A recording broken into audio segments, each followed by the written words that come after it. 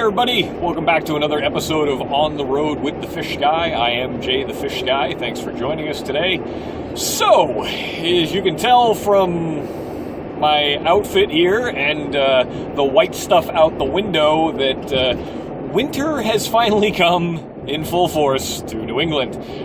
This past week we ended up with a pretty substantial snowstorm, at least where I am. A lot of people south of us ended up with just ice and stuff, but we ended up with about 10 to 12 inches of snow. Here's a picture of what my van looked like the next day. That was a fun-filled day of shoveling and snow blowing and digging everything out. So that's what's going on around here for me. Today is a very brisk day. Started off at negative 7 degrees and has warmed up to a balmy 15. Great day to move some fish around. So, today's episode, what are we going to talk about? Today's episode, I'm going to talk about observing your fish. And I know that might sound a little funny. Well, Jay, I look at my fish all the time. You know, what are you talking about? Well, when we look at our fish, we may not really be observing them as closely as we should. And it's not to say that you have to all the time, but it is really a good idea to pay close attention to all the fish in your aquarium or aquariums if you have multiple. And the reason for that is simple. By knowing your individual fish's behavior, and a lot of times you can break it down by species, you know, certain species of fish, and this is both fresh and saltwater, by the way, they'll swim a certain way, they'll behave a certain way, they'll hold their fins in a certain way, and you get to know after a while what is considered normal for that fish. So that when you happen to come up to the tank one day and you're feeding and you're watching them, and you may notice a couple of them that just don't look quite right with their behavior. Their fins may be clamped up, meaning held close to their body, and that can be their side fins as well as their upper and lower, their dorsal and such. You know, they might be shimmying back and forth ever so subtly sometimes, but that can be a great indicator of something's going on in the tank. You know, whether you have to check some water parameters, whether you have to really get down and look a little more closely to decide if maybe they have some kind of sickness going on. You know, if you're in the habit of just, yeah, they're fish, they're swimming around, whatever, and you don't ever really look all that closely or pay attention to some of the more subtle nuances of their behavior, you won't know until it's way too late sometimes that you might have an issue in the tank.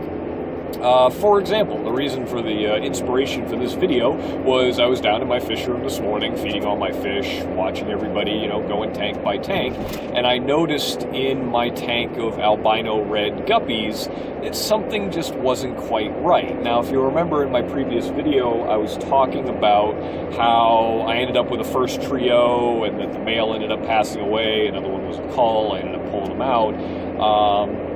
I'm suspicious that the male, when he came in and he had clamped fins and he wasn't looking quite right, that there may have been something going on in the tank that they came from. Because now I'm looking at the ones that I have, and there's one left over, a female from the previous trio, and I ended up with 2 more females and a male. The male is starting to have his fins clamped, again, ever so subtly. He's starting to shimmy a little bit. I got down, I looked real close, and there's just an essence of what looks like a bacterial infection on the edges of a couple of his fins. Look close at the females, it may be starting on them too. So because I was observing and looking close enough, with any luck, I'll be able to get ahead of it. I've started doing some antibacterial treatments. You know, with any luck, if the name of the game with diseases and infections and things like that with fish is catch it early.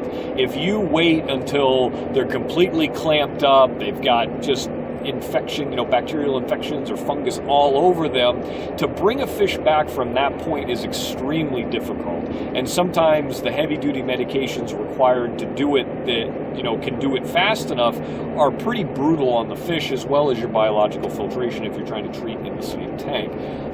So with any luck, you know, I'm starting this round of light antibacterial meds. I believe it's erythromycin.